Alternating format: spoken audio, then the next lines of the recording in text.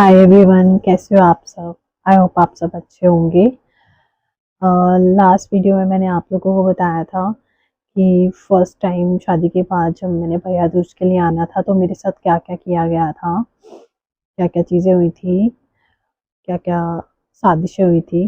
और जब मुझे मतलब सलून जाना था फर्स्ट टाइम, इन जब मैं अपने मदर इन लॉ के साथ गई थी तो उन्होंने क्या चीज़ की थी, क्या प्लानिंग की थी, लड़ाई की, मतलब पूरी प्लानिंग की हुई थी। मतलब मैंने आँखों ही आँखों में इशारे कर दिए हैं भाई, मेरे तो आँखों ही आँखों में इशारे बड़े फ़ेमस हो गए। इतने ही मैं आँखों में इशारे करने वाली होती तो आज मेरा घर बस गया होता। आज मैं कोर्ट में धक्के नहीं खा रही होती। एनीवेज़, आज मैं बात करने आई हूँ कि मतलब अ, जैसे हमने शादी के बाद घूमने के लिए जाना था, तो हमारी 9 नवंबर की मतलब टिकट थी। टिकट से मुझे ये बताया गया था, बस सडन उन्होंने बोला कि 8 नवंबर की हमारी टिकट्स हो गई हैं, तो 7 को हमें शॉपिंग के लिए जाना था। तो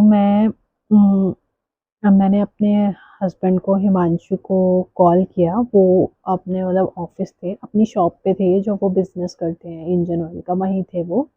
तो मैंने उनको कॉल किया कि हम शॉपिंग के लिए फिर चलते हैं, आज का ही दिन है हमारे पास। ऑलरेडी इवनिंग का टाइम हो चुका था, ऑलरेडी शाम हो चुकी थी। तो आज अभी तो कुछ ही टाइम हमारे पास बचा था शॉपिंग के लिए और फिर पैकिंग के लिए। और अर्ली मॉर्निंग की हमारी फ़्लाइट थी 8 नवंबर की, और 7 नवंबर इवनिंग हो चुकी थी। तो कुछ ही टाइम बचा था हमारे पास शॉपिंग का और पैकिंग का। तो मैंने उनको कॉल करके बोला कि शॉपिंग के लिए ले जाओ मुझे। तो मैं अपनी जेठानी के साथ बैठी हुई थी।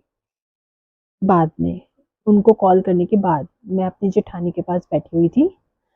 तो हिमान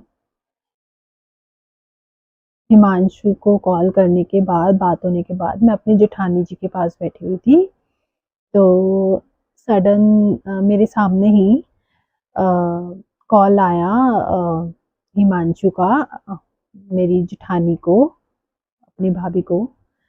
तो उनको कॉल करके बोलते हैं मेरे हस्बैंड हिमांशु कि भाभी, अ, ये मतलब कुछ सस्ते कपड़े चाहिए, सस्ती शॉपिंग करवानी है।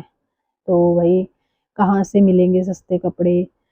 तो उनकी भाभी ने बोला कितने सस्ते चाहिए। ऑलरेडी मुझे भाभी उनकी बता चुकी थी कि हिमांशु बोल रहा है कि रेडी से कपड़े ले लेते हैं, रेडी से कपड़े लेने हैं उसके लिए, वो उसी के लायक है। ऑलरेडी उनकी भाभी, मेरी जेठानी, मुझे ये चीज़ बोल चुकी थी, बट मैंने बिलीव नहीं किया इन चीज़ों पे ना। और मैं नई नई गई थी, हमारे घर में कभी ऐसी चीज़ें हुई ही नहीं। तो मतलब कुछ अजीब सी चीज़ें हो रही थी, तो मैंने इस चीज़ को इग्नोर किया। बट उस टाइम मैं सामने बैठी थी अपनी जेठानी के, और हिमांशु को कॉल आ गया मेरे हस्बैंड का कि भाभी बताओ, रेडी वगैरह कहीं पे खड़ी होती हो तो 25-50 रुपए तक के कपड़े लेने हैं, मैं इसको ले दूंगा, रफा दफा करूंगा लेके। और मेरी जेठानी जी ने उस टाइम पे स्पीकर पे फ़ोन कर लिया मुझे ये सुनाने के लिए।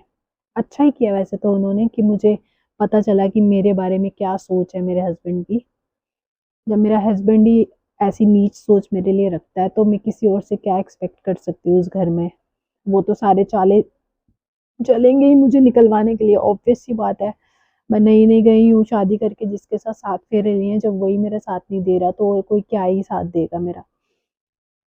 तो कहते हैं कि भाभी मेरे को बताओ, पहले भी पूछ रहा हूँ मैं बार-बार आपसे कि रेडी कहाँ पे लगी होगी, रेडी से कपड़े ले देता हूँ, 25-50 रुपए के कपड़े जहाँ से आ जाएँ।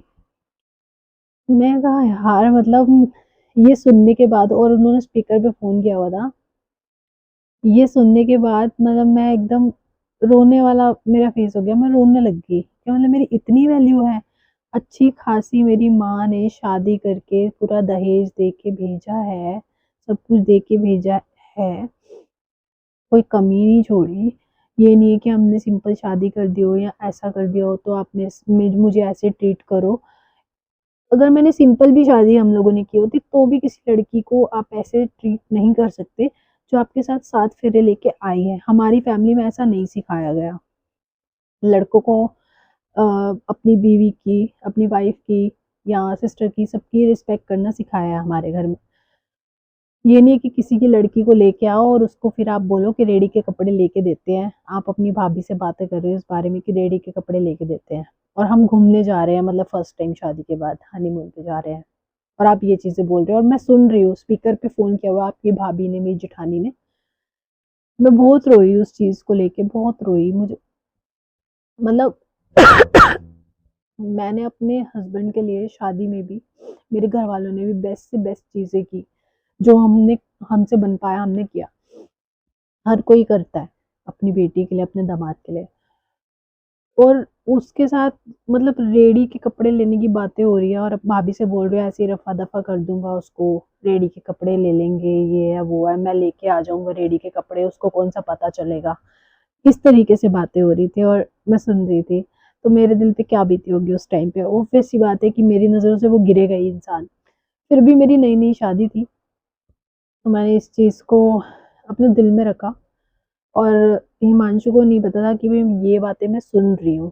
स्पीकर पे है फोन उसकी भाभी का। तो जब वो घर आया रात को और मेरे को शॉपिंग पे जाने के लिए बोला, मैंने सीधा मना कर दिया, मुझे कोई शॉपिंग नहीं करनी है, मुझे नहीं जाना है। तो ऑब्वियस सी बात है, ये चीज सुनने के बाद कौन सी लड़की जाएगी, कोई भी नहीं जाएगी। मैंने मना कर दिया, मुझे कोई शॉपिंग नहीं करनी। फिर भी हम लोग गए, और मेरा मतलब मूड ऑफ ही था। मैं ठीक से बात नहीं कर रही थी। क्यों ही करूंगी जब अपने बारे में इतनी गंदी चीज मैं सुन लूंगी कि मेरे हस्बैंड की मेरे लिए क्या सोच है। हर कोई अपनी वाइफ के लिए अच्छा सोचता है, बेस्ट से बेस्ट करना चाहता है, बट मेरा हस्बैंड ऐसा था कि जो मेरे लिए बेस्ट से बेस्ट छोड़ो, नॉर्मल चीज भी नहीं करना चाहता था। मतलब नीच से नीच हरकतें करना चाहता था। मैं ये डिजर्व नहीं करती, ना ही करती थी, क्योंकि मैंने बेस्ट दिया है अपना, लेकिन उनको संभालना नहीं आया रिश्ता। और मुझे बहुत बुरा लगा उस चीज़ के लिए। तो फिर मेरे को बार बार पूछा कि क्या हुआ है तुझे, क्या हुआ है मेरे हस्बैंड ने, क्योंकि उनको पता नहीं था। भाई मैंने सुन लिया जो तुमने करामात करी है, अपनी भाभी को बोला है। तो मैंने बोला कि मैं रेडी से कपड़े लेने डिजर्व करती हूँ, मैं रेडी के लायक हूँ। आप भाभी को कॉल करके बोल रहे हो कि रेडी से कपड़े ले लेता हूँ, रफा दफा करता हूँ लेके, ये अच्छी बात है। अगर मैं ये चीज आपके लिए बोलूँ अपने घर वालों को, तो और आप सुनो, तो आपको कैसा लगेगा। और शादी में अगर हम आपको रेडी से कपड़े ला के देते तो आप एक्सेप्ट कर लेते, और आपको पता भी चलता उस चीज का, तो आप एक्सेप्ट करते इस चीज को? बिल्कुल भी नहीं करते। लड़की वालों पे 100 चीजें आती है, 100 बातें आती हैं। तो मेरे लिए ऐसा क्यों किया गया, मैं ये डिजर्व नहीं करती थी। मैं मतलब यहाँ तक कि आप लोगों ने मेरे कपड़े तक नहीं बनाए थे शादी में, मेरे अंडरगारमेंट्स दूर की बात है, मेरे लिए एक नाइट सूट तक नहीं बनाया था आपने मेरे। तो मतलब मैं क्या ही बोलूँ आपको। आप ये सोच रखते हो मेरे लिए, मुझे बहुत बुरी लगी ये चीज़, बहुत ज़्यादा बुरी लगी। मेरा हस्बैंड मेरे लिए ये चीज़ सोचता है। फिर भी मैंने उस चीज़ को माफ़ किया, क्योंकि मैं रिश्ता निभाना चाहती थी, रिश्ता संभालना चाहती थी। शादी कोई मजाक नहीं है। हमारे घर में किसी की भी आज तक 2 शादियां नहीं हुई, किसी का डिवोर्स नहीं हुआ, और ना ही मैं चाहती थी, ना ही मैं चाहती हूँ। मुझे पूरी जिंदगी अकेले रहना मंजूर है, लेकिन डिवोर्स मंजूर नहीं है, क्योंकि मेरी गलती भी नहीं है। मैंने रिश्ता बहुत संभाला है, मैंने अपने बच्चे को जन्म दिया, दुनिया में लाई, क्योंकि मैं रिश्ता निभाना चाहती थी। ये लोग तो मेरे अबॉर्शन के पीछे पड़े थे। मैं चाहती, सब कुछ मेरे हाथ में था, मैं अबॉर्शन करवा सकती थी, बट मैंने ऐसा नहीं किया। मैंने अपना पहला बच्चा रखा जबरदस्ती से, जोर जबरदस्ती से। आप लोग बोलते हो मेरे हस्बैंड हिमांशु, जो गलती से मेरा पाला जिनसे पड़ गया, भगवान ने डाल दिया, क्या ही कर सकते हैं, किस्मत ऐसी थी।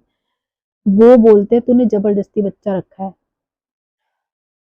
चलो मैंने जबरदस्ती रखा था क्योंकि मुझे रिश्ता निभाना था, इसलिए रखा, नहीं तो मुझे क्या जरूरत थी। मैं भी अबॉर्शन करा के अपना ऐश करती, जैसे तुम क्लबों में घूम रहे हो, मैं भी तो घूम सकती थी।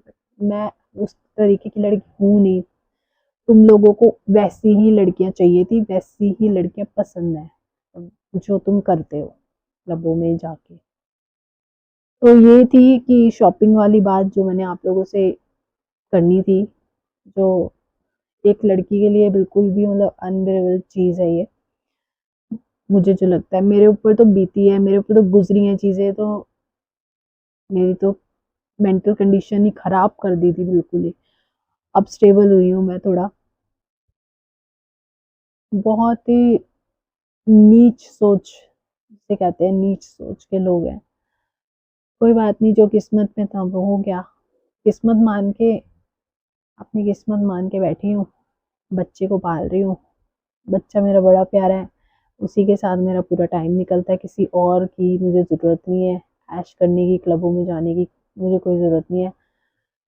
भगवान ने मुझे इतनी अच्छी चीज़ दी है, इतना अच्छा बच्चा दिया है, लोग तरसते हैं उस चीज़ के लिए, बच्चे के लिए, तो मुझे मिला है।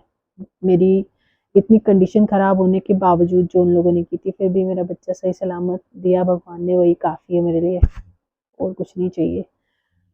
वही है ना, कहते हैं ना कि जब लाइफ से कोई जाता है तो भगवान भी मतलब ऐसा करते हैं कि जीने का रीज़न है वो दे देते हैं। तो जीने का रीज़न मुझे मेरा बेटा दिया है। अगर कुछ मेरे से खोया है, मेरा पति खोया है, तो मेरे को मेरा बेटा दिया है जीने के लिए।